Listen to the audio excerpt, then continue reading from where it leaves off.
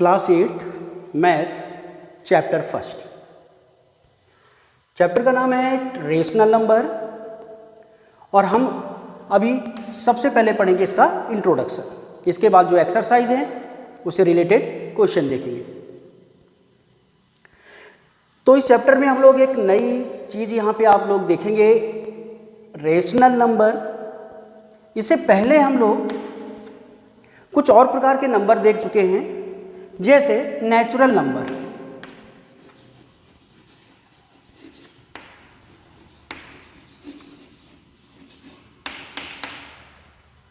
तो ये पिछली क्लासों में आपने पढ़ा हुआ है नेचुरल नंबर। बात करते हैं नेचुरल नंबर क्या होते हैं।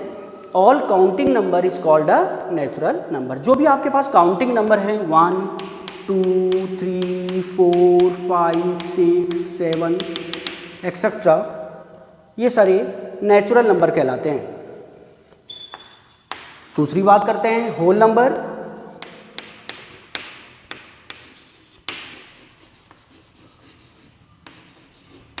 होल नंबर क्या होते हैं? अगर ये जो नेचुरल नंबर हैं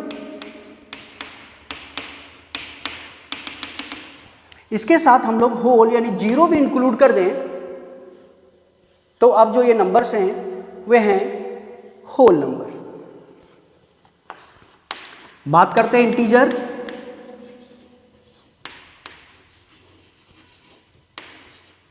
इंटीजर्स क्या होते हैं? जो आपके होल नंबर हैं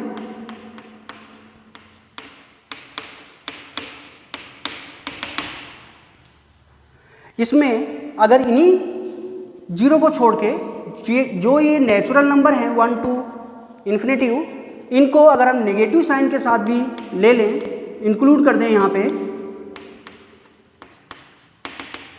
तो इसे हम लोग कहते हैं इंटीजर्स। इंटीजर्स जो हैं 2 टाइप के होते हैं। जो जीरो से राइट हैंड साइड में हैं इन्हें बोलते हैं पॉजिटिव इंटीजर, और जीरो से लेफ्ट साइड वाले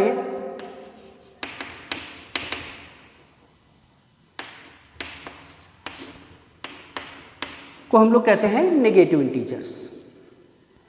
तो चलिए, थोड़ा सा पुराना इंट्रोडक्शन आप देख चुके हैं, ये हम लोगों ने पिछली क्लासों में पढ़ा हुआ है। और इस चैप्टर में मेनली जो हम लोग यहाँ पढ़ेंगे वो है रेशनल नंबर्स।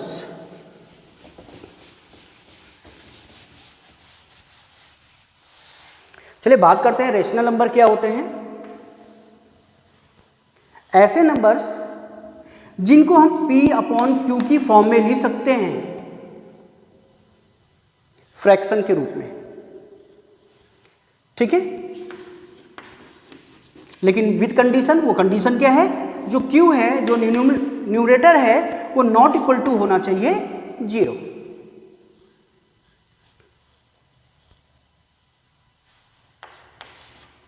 एग्जाम्पल देखते हैं, जैसे 3/4 किस फॉर्म में है? P/Q की फॉर्म में है, तो ये एक रेशनल नंबर है। और Q आप देख रहे हैं जो न्यूमरेटर है वो 0 के बराबर नहीं है, वो 4 है, ठीक है। तो जिसको भी आपको, जिस नंबर्स को आप लोग P/Q की फॉर्म में लिख सकते हैं, वे नंबर्स कहलाते हैं आपके पास रेशनल नंबर। अब बात आती है, क्या कोई इंटीजर जो है, कोई भी इंटीजर, ध्यान दीजिएगा यहाँ पे न्यूमरेटर और डिनोमिनेटर, कोई भी इंटीजर हो सकते हैं, लेकिन जो डिनोमिनेटर है वो 0 नहीं होना चाहिए, ठीक है।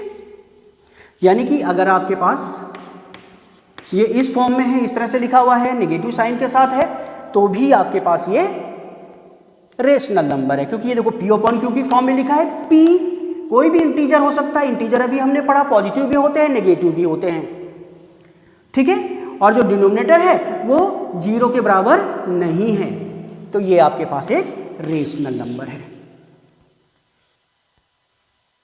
चलिए बात करते हैं, क्या कोई सिंगल नंबर रेशनल नंबर हो सकता है? सपोज ये 3 क्या रेशनल नंबर हो सकता है? हाँ, बिल्कुल हो सकता है, क्योंकि हम इसे लिख सकते हैं 3/1 P/Q की फॉर्म में। यानी कोई भी इंटीजर रेशनल नंबर की फॉर्म में लिखा जा सकता है, वो रेशनल नंबर हो सकता है। कोई भी इंटीजर देखें, 6/1 यानी कि 6 को हम क्या लिख सकते हैं, 6/1। ठीक है, तो ये भी देख रहे हैं आप लोग, एक रेशनल नंबर है। अगर इसमें साइन नेगेटिव लगा हो कोई दिक्कत नहीं, तब भी आपके पास एक रेशनल नंबर होगा। p और q दोनों ही इंटीजर, कोई भी इंटीजर हो सकता है। ठीक है, लेकिन कंडीशन आपको ध्यान देनी है, q नहीं होना चाहिए 0। अब आपसे अगर बोला जाए क्या 6/0 क्या ये एक रेशनल नंबर है? नहीं, ये अनडिफाइंड नंबर है, क्योंकि देखिए ये p/q की फॉर्म में तो है, लेकिन q क्या है, 0 है, जबकि q नॉट इक्वल टू होना चाहिए 0। डिनोमिनेटर 0 के बराबर नहीं होना चाहिए। तो आप समझ गए होंगे आई थिंक कि रेशनल नंबर क्या होते हैं। ठीक है, which number can be written as p/q form में लिखे जा सकते हैं, p/q की फॉर्म में लिखे जा सकते हैं, उन्हें हम रेशनल नंबर कहते हैं। चलिए, क्लियर हो चुका है रेशनल नंबर। अब बात करेंगे हम लोग यहां पे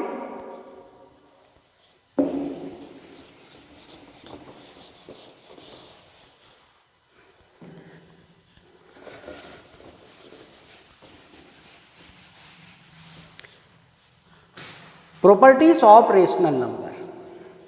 अब देखिए प्रॉपर्टीज क्या होती हैं रेशनल नंबर्स की, वे हम लोग देखेंगे यहाँ पे। जैसे आपको याद होगा कि आप लोगों ने क्लास 6 में, क्लास 7 में होल नंबर के लिए, नेचुरल नंबर के लिए कुछ प्रॉपर्टीज पढ़ी थी। सेम प्रॉपर्टीज वही आपने यहाँ पढ़ना है, लेकिन वो पढ़ना है हमने रेशनल नंबर के लिए।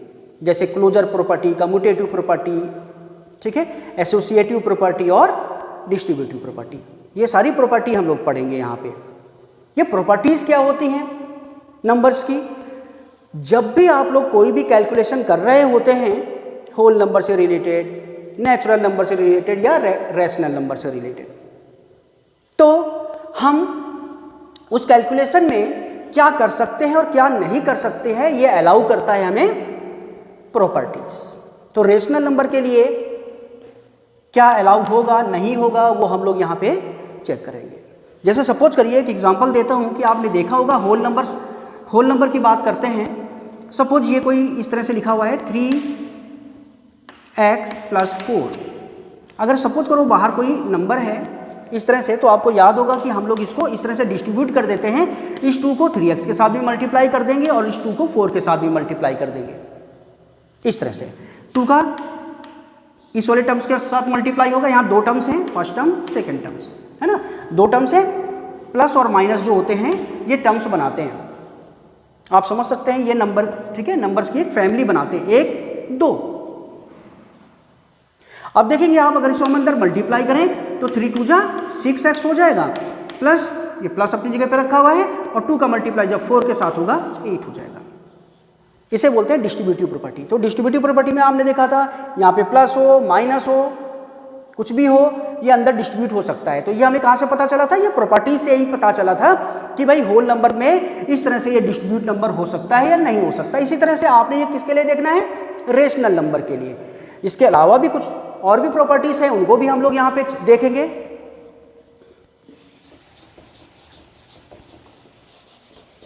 तो सबसे पहले हम यहाँ पे चलने वाले हैं जिस प्रॉपर्टी को, उसका नाम है closure property. Closure property.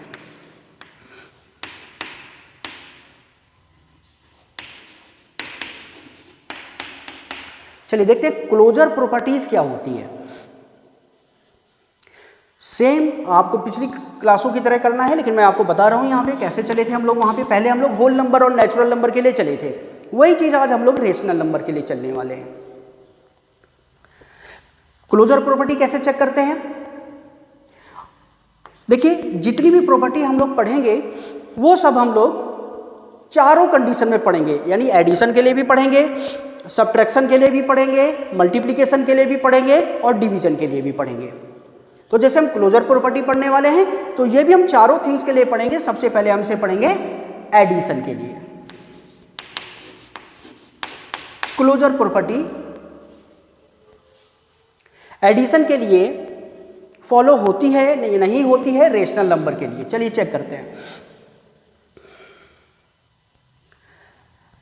Closure property होती क्या है, यानी कि अगर दो रेशनल नंबर हैं, सपोज एक रेशनल नंबर है P अपॉन Q और दूसरा रेशनल नंबर है R अपॉन S, तो हमें यह चेक करना है कि अगर हम दो रेशनल नंबर को ऐड करते हैं तो उनके एडिशन के बाद जो हमें फाइंड होगा वो भी एक रेशनल नंबर होगा या नहीं होगा। इसी तरह से सब्ट्रैक्शन के लिए चेक करेंगे, यहाँ पे प्लस की जगह पे माइनस आ जाएगा। मल्टीप्लिकेशन के लिए चेक करेंगे, यहाँ मल्टीप्लाई का साइन आ जाएगा। डिवीजन के लिए चेक करेंगे, यहाँ पे डिवीजन का साइन आ जाएगा। तो चलिए सबसे पहले हम लोग इसे चेक करने वाले हैं एडिशन के लिए, यानी हम देखेंगे कि अगर दो रेशनल नंबर हैं, एक है P अपॉन Q या A और B में लिख लो, या है ना, या P Q और QRS के रूप में, या ABC, जो भी आप लोग जिस तरह से आप लोगों को बेटर लगे। चलिए मैं AB के रूप में ले लेता हूँ, है ना। एक रेशनल नंबर है A अपॉन B और दूसरा रेशनल नंबर है C अपॉन D। हमें ये चेक करना है कि इनका जो सम है, जब हम इसको ऐड करेंगे दो रेशनल नंबरों को, तो दो रेशनल नंबर को ऐड करके क्या रेशनल नंबर ही आता है या नहीं आता है। तो चेक करते हैं। पहले हमसे एक किसी भी एग्जाम्पल से लेकर के हम लोग चेक कर लेंगे। सपोज करिए एक एग्जाम्पल लेता हूँ मैं यहाँ पे बाद में चेक करेंगे कि ये एडिशन के लिए ये प्रॉपर्टी फॉलो होती है या नहीं होती है। कोई एग्जाम्पल ले लेते हैं। सपोज 2 अपॉन 3, एक रेशनल नंबर 2 अपॉन 3 है और दूसरा रेशनल नंबर है 5 अपॉन 3। मैं दोनों के डिनोमिनेटर एक साथ ले लेता हूँ, उससे एलसीएम लेने में आपको आसानी होगी। दो रेशनल नंबर हैं, अगर मैं इनको ऐड करता हूँ तो मुझे ये चेक करना है ऐड करने के बाद जो आंसर आएगा क्या वो P अपॉन Q की फॉर्म में होगा, यानी वो रेशनल नंबर होगा या नहीं होगा। तो चेक करते हैं, चलिए सॉल्व करते हैं इसे। 3 आप एलसीएम ले लेंगे, जब दोनों एक ही जैसा है एलसीएम में तो आप देखेंगे ऊपर के नंबर सम हो जाएंगे, जैसा है वैसे ही आ जाएंगे। 2 प्लस 5 कितना फाइंड हुआ हमें, 2 प्लस 5 7 अपॉन 3, जो कि किस रूप में है आप देख रहे हैं, जो है P अपॉन Q की फॉर्म में, जबकि Q नॉट इक्वल टू 0 है। इसका मतलब ये हुआ कि जब भी हम लोग दो रेशनल नंबर का सम करते हैं, उनको ऐड करते हैं, तो जो फाइंड होता है वो भी रेशनल नंबर ही होता है। मैं शॉर्टकट में RN कर देता हूं, रेशनल नंबर। तो आप देख रहे हैं दो रेशनल नंबरों को अगर हम लोग ऐड करते हैं, एडिशन करते हैं उनका, तो जो हमें फाइंड होता है वो भी एक रेशनल नंबर होगा। ये अब आपको ध्यान रखना है, ठीक है। इसका मतलब ये हुआ कि रेशनल नंबर के लिए क्लोजर प्रॉपर्टी एडिशन के लिए फॉलो करती है। इसी तरह से हम सब्ट्रैक्शन के लिए चलेंगे, क्लोजर प्रॉपर्टी को सब्ट्रैक्शन के लिए चलेंगे। यहां पे चल लेते हैं, चलिए अब हम बात करते हैं सब्ट्रैक्शन के लिए। सेम चलना है, कैसे, सपोज दो rational number same to same ले लेता हूं एग्जांपल में, लेकिन इसमें पहले करना क्या है आपको कंफर्म कर दूं कि अगर दो रेशनल नंबर हैं, एक है A अपॉन B और दूसरा है C अपॉन D, अगर हम इसको सब्ट्रैक्ट करेंगे तो हमें चेक करना है क्या ये भी एक रेशनल नंबर ही फाइंड होगा या नहीं। चेक करते हैं, एक एग्जांपल लेते हैं हम लोग यहाँ पे। अगर ये प्रॉपर्टी फॉलो होती है, ठीक है, तो एग्जांपल से हमें कंफर्म हो जाएगा। देखते हैं कोई भी एग्जांपल, सेम एग्जांपल लेते हैं। 2 upon 3 minus C upon D 5 upon 3। चलिए यहाँ एलसीएम ले लीजिए, 3 एलसीएम ले लीजिए, ऊपर बचेगा 2 माइनस 5 प्लस और माइनस, ठीक है। तो यानी हमें यहाँ पे सब्ट्रैक्ट करना है, 5 में से 2 तो 3 बचेगा, और वो भी माइनस का। क्यों बचेगा माइनस का, क्योंकि माइनस वाले डिजिट की जो साइन है वो ज़्यादा है ना। अपॉन 3 कितना फाइंड हो गया, 3 अपॉन 3 यानी कि 1, 3 1 जा 3, -1 फाइंड हो गया आपको।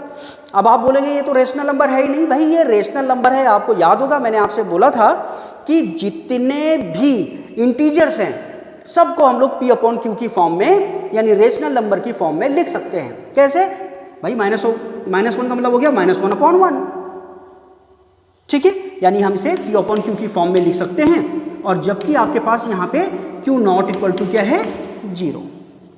इसका मतलब ये है कि सब्ट्रैक्शन के लिए भी क्लोजर प्रॉपर्टी यहां पे फॉलो होती है। अब इसी तरह से हमने मल्टीप्लिकेशन के लिए लेना है और साथ ही साथ डिवीजन के लिए भी लेना है। तो चलिए हम लोग यहां पे अब चलेंगे मल्टीप्लिकेशन और डिवीजन के लिए। चलिए मल्टीप्लिकेशन के लिए चेक करते हैं भाई।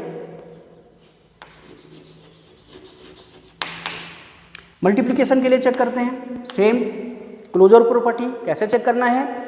दो रेशनल नंबर लेने हैं, एक सपोज ए अपॉन बी है, दूसरा सी अपॉन डी है। इस बार इनको मल्टीप्लाई करना है बस, और हमें चेक करना है क्या ये रेशनल नंबर ही फाइंड होगा या नहीं। तो चेक करते हैं, अगर फाइंड होगा तो हम बोलेंगे हाँ ये क्लोजर प्रॉपर्टी के लिए मल्टीप्लिकेशन के लिए फॉलो होती है, और नहीं तो नहीं होती है। तो चेक करेंगे पहले यहाँ पे कोई भी एक एग्जांपल ले लीजिए। सपोज जो अभी लिया था वही ले लेते हैं एग्जांपल। 2/3 पहला रेशनल नंबर, दूसरा है 5/3 दूसरा रेशनल नंबर। क्या करना है? दोनों को मल्टीप्लाई करना है, और हमें ये चेक करना है कि इनको मल्टीप्लाई के बाद जो हमें फाइंड हुआ क्या वो भी रेशनल नंबर है, क्या वो भी P/Q की फॉर्म में है। चलिए सॉल्व करते हैं। नहीं, मल्टीप्लाई करना है, ये ऊपर वाले को ऊपर वाले के साथ कर दीजिए, न्यूमरेटर को न्यूमरेटर के साथ, डिनोमिनेटर को डिनोमिनेटर के साथ। 5 2 10 और नीचे हो जाएगा 3/3, 3 × 3 9। यानी कन्फर्म है ये P/Q की फॉर्म में है, यानी ये भी क्या है? रेशनल नंबर है, ये एक रेशनल नंबर है। तो आप देख रहे हैं कि अगर हम लोग दो रेशनल नंबर को मल्टीप्लाई करते हैं तो उनका मल्टीप्लाई के बाद जो हमें फाइंड होता है वो भी एक रेशनल नंबर होता है। तो मल्टीप्लिकेशन के लिए भी क्लोजर प्रॉपर्टी यहाँ फॉलो होती है। अब बात कर देते हैं हम लोग इसी तरह से डिवीजन के लिए।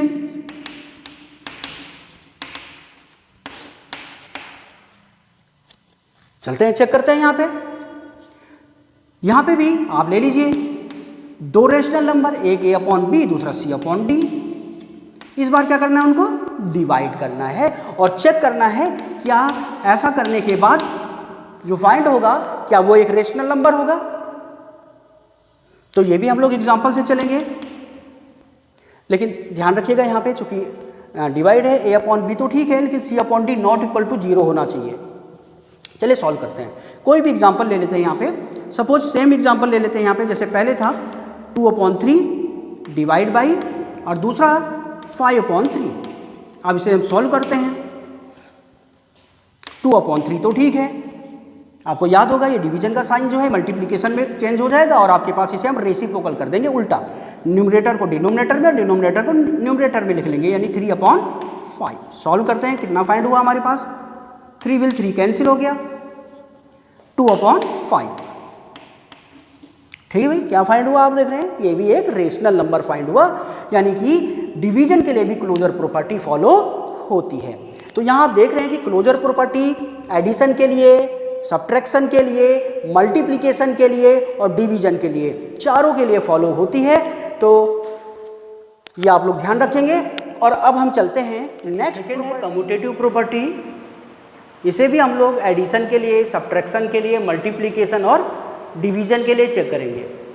सबसे पहले हम इसे चेक करने वाले हैं एडिशन के लिए।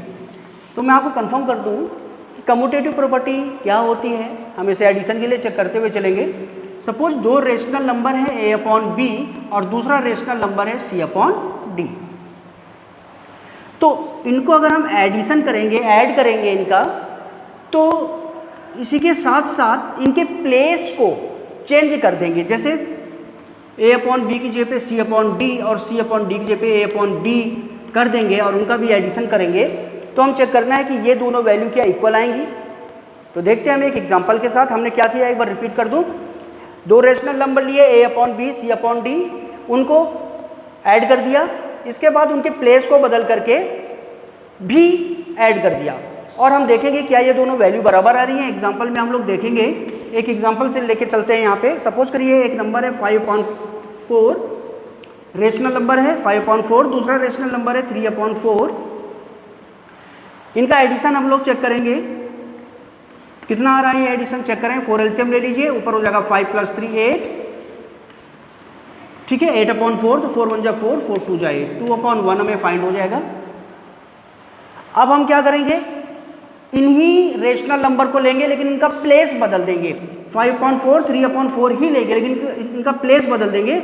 5/4 के स्थान पे ले लेंगे 3/4 और 3/4 के स्थान पे ले लेंगे 5/4 और अब करेंगे इनका एडिशन। और हम देखेंगे कि देखते हैं कि ये वैल्यू कितनी आती है। इसमें भी 4 एलसीएम ले लीजिए आप लोग, 4 एलसीएम लेंगे, ऊपर हो जाएगा 3 + 5 8, 4 1 जा 4, 4 2 जा 8। ये वैल्यू भी हमें फाइंड हो रही है 2/1।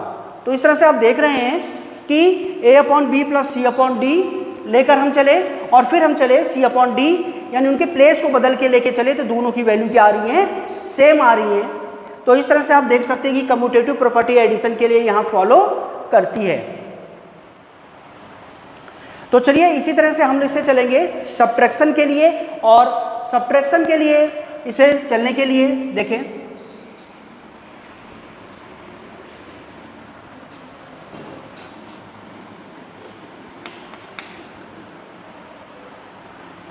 सेम इसी तरह से चलेंगे। दो रेशनल नंबर A/B और दूसरा रेशनल नंबर C/D। इस बार हमने इनको सब्ट्रैक्ट करना है और एक बार प्लेस बदल के भी सब्ट्रैक्ट करना है और देखते हैं क्या ये दोनों left hand side right hand side बराबर आते हैं या नहीं। एक एग्जांपल लेके चलेंगे यहाँ पे हम लोग, सेम ले लेते हैं एग्जांपल जैसे एडिशन के लिए लिया था 5/4 और 3/4। इस बार सब्ट्रैक्ट करेंगे इन्हें। चलिए देखते हैं सब्ट्रैक्ट करके कितना फाइंड हो रहा है। 4 एलसीएम ले लेंगे, ऊपर बचेगा 5 - 3,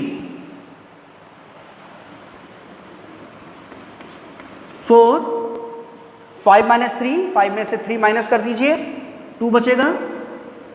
जो नंबर ग्रेटर होगा उसका साइन आ जाएगा प्लस, 2 1 जा 2, 2 2 जा 4। तो ये वैल्यू हमें फाइंड हो गई है 1/2।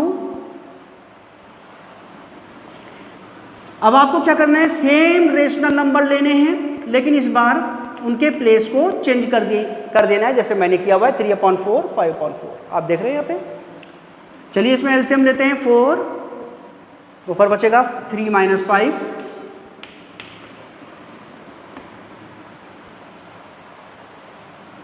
4 एलसीएम लिया हुआ है, सब्ट्रैक्ट कर दीजिए 5 में से 3 को, 2 बचेगा।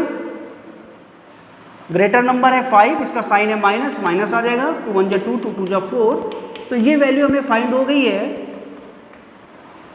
-1/2।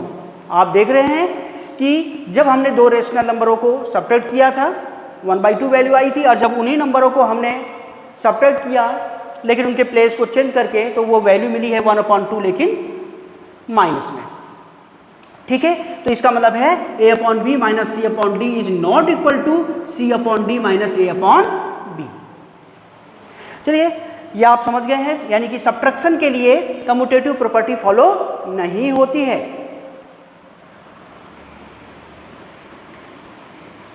मैं आपको एक बात बताना चाहूँगा यहाँ पे, देखिए जैसे अभी आप लोग कर रहे थे कि 5/4 - 3/4, आपने क्या किया था, इनके प्लेस को चेंज किया था इस तरह से 3/4 - 5/4, साइन अपनी जगह पे है। तो आपने देखा था कि कम्यूटेटिव प्रॉपर्टी सब्ट्रैक्शन के लिए फॉलो नहीं होती, अर्थात हम ऐसा नहीं कर सकते, अगर हम प्लेस बदलेंगे तो इसकी वैल्यू तो कुछ और ही आएगी। तो आपको ये ध्यान रखना है कि अगर आपको ऐसा करना है, यानी प्लेस बदलने की आपको आवश्यकता है, तो आप किस तरह से बदल सकते हैं।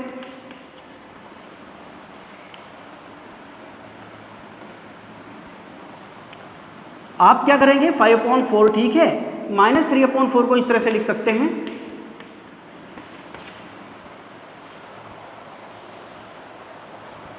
ऐसा मैंने इसलिए किया है क्योंकि एडिशन के लिए कम्यूटेटिव प्रॉपर्टी फॉलो होती है। तो आप यहाँ पे देखेंगे कि हम जानते हैं प्लस इंटू माइनस क्या होता है, माइनस होता है। तो हमने इसको क्या कर दिया है, एडिशन में चेंज कर दिया। ये देखिए ये माइनस था, माइनस अपनी जगह पे है, ये देखिए प्लस इंटू माइनस क्या होता है, माइनस। आपने पहले पढ़ा हुआ है, माइनस इंटू माइनस प्लस होता है। यानी अगर दो नेगेटिव नंबरों को मल्टीप्लाई किया जाए तो उनकी मल्टीप्लाई का जो आंसर आएगा वो पॉजिटिव साइन के साथ आएगा। इसी तरह से प्लस इंटू प्लस भी पॉजिटिव होता है, बट अपोजिट साइन यानी नेगेटिव प्लस पॉजिटिव नेगेटिव होता है और positive plus minus plus into minus भी नेगेटिव होता है। सेम साइन का अगर मल्टीप्लाई करेंगे तो पॉजिटिव आएगा और अपोजिट साइन का मल्टीप्लाई करेंगे तो नेगेटिव फाइंड होगा आपको। चलिए यहाँ पे मैं बता रहा था वही मैंने किया है, यहाँ पे माइनस को लिख दिया प्लस इंटू माइनस।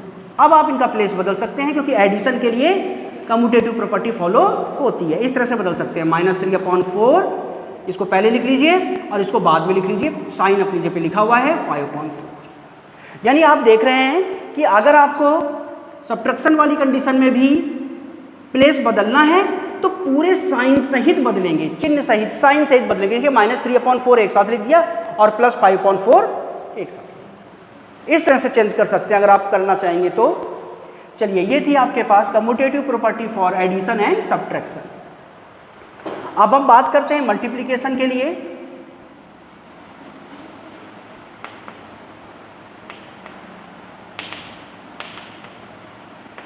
चलिए मल्टीप्लिकेशन के लिए देखें, सेम प्रॉपर्टी चेक करना है, लेकिन इस बार सिर्फ प्लस और माइनस जो था उस बार उसकी जगह पे मल्टीप्लाई आ जाएगा। दो रेशनल नंबर है सपोज हमारे पास a/b और c/d। अगर हम इन्हें मल्टीप्लाई करें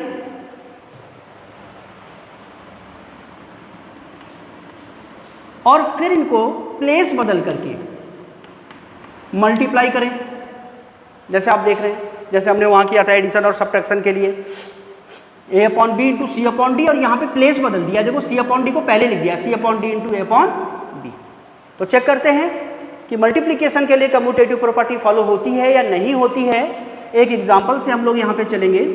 एग्जाम्पल सेम ले लेते हैं, 5/4 और 3/4 दो रेशनल नंबर है, इनका मल्टीप्लिकेशन करेंगे हम लोग। देखते हैं 5 3 जा 50 और 4 4 जा 16, ये हमें फाइंड हो गया है। अब हम इनको फिर से मल्टीप्लाई करेंगे लेकिन प्लेस बदल देंगे। पहले हम 3/4 ले लेंगे और फिर लेंगे हम 5/4। देखते हैं क्या फाइंड हुआ। न्यूमरेटर को न्यूमरेटर से, डिनोमिनेटर को डिनोमिनेटर से मल्टीप्लाई करना है। 5 3 जा 15 और 4 4 जा 16। तो आप देखेंगे यहाँ पे कि left hand side right hand side दोनों इक्वल आ रहे हैं, यानी ये मल्टीप्लिकेशन जो है कम्यूटेटिव प्रॉपर्टी के लिए फॉलो होता है। तो आप देखेंगे a/b इंटू c/d इक्वल होता है c/d इंटू a/b के। तो चलिए कम्यूटेटिव प्रॉपर्टी यहाँ पे मल्टीप्लिकेशन के लिए फॉलो हो रही है। इसी तरह से हम चेक करेंगे इसे डिवीजन के लिए। चलिए डिवीजन के लिए चेक करते हैं इसे।